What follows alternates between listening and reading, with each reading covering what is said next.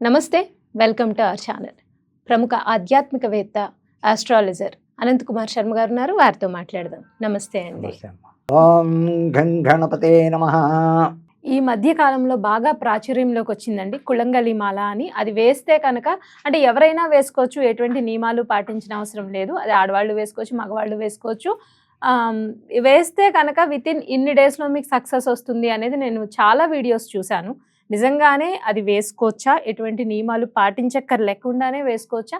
లేదు వేసుకుంటే అంత ఇమ్మీడియట్ సక్సెస్ వస్తుందా అనేది ఒకటి ప్రశ్న. రెండో ప్రశ్న ఇందులోనే రుద్రాక్షలు మనకు ఎప్పటి నుంచో ఉన్నవి. సో రుద్రాక్షలు అందులో మళ్ళీ ఏకముఖి, ద్విముఖి, త్రిముఖి ఇవన్నీ పేర్లు వేరే వేరే ఉన్నాయి. రుద్రాక్షలు ఎటువంటి వాళ్ళు ధరించాలి? ఆ ధరించినప్పుడు నియమాలు ఏంటి అనేది చెప్పండి.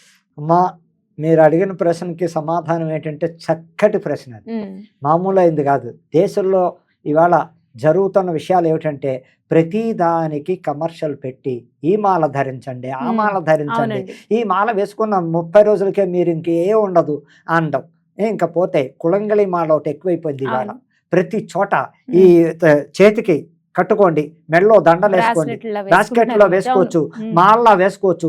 దీనివల్ల మీకు ఉత్తమమైన ఫలితాలు వస్తున్నాయి అని రకరకాలు మాలలు, తామరపూసల మాల వాడండి, ఇంకోటి వాళ్ళని తులసి మాల వాడండి, రకరకాలుగా మీరు మాలలు చెప్తున్నారంటే పబ్లిసిటీ చెయ్యడం కమర్షియలే. కానీ అమ్మ, న్యాయంగా చెప్పాలంటే ఒక్క రుద్రాక్షకే నియమనిష్టలు కావాలి, కానీ ఏ దాంట్లో వేసుకున్నా ఒకటే, వేసుకోపోయినా ఒకటే.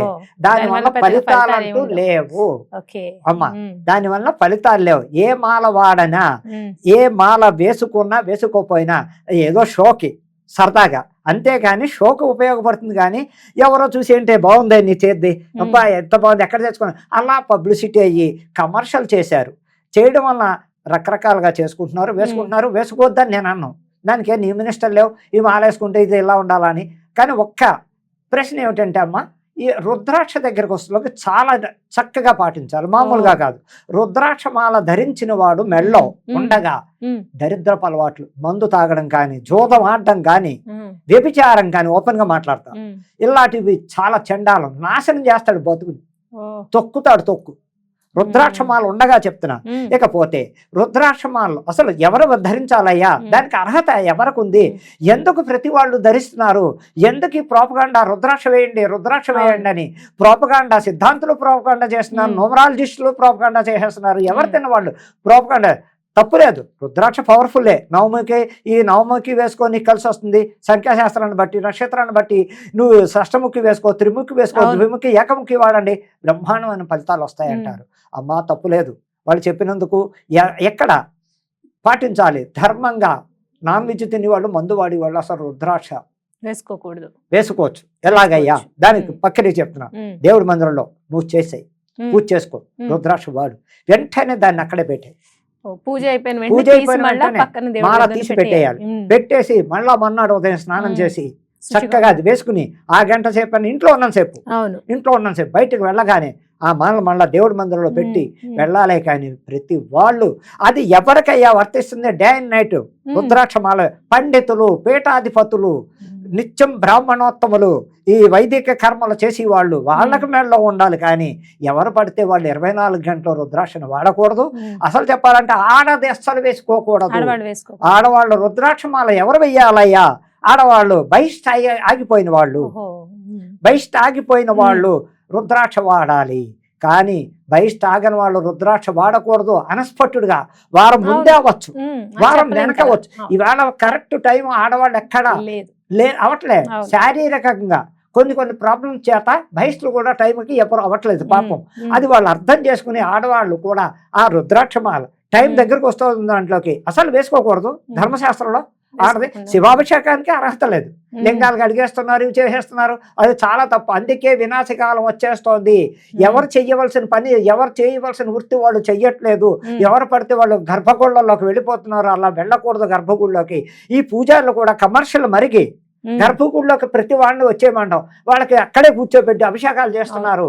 అది పద్ధతి కాదు. గర్భగుడి గడప అవతల కూర్చోబెట్టి అభిషేకాలు చేయించాలి. కానీ అమ్మ, శివాలయం గురించి చెప్తున్నాను, అది చాలా తప్పు.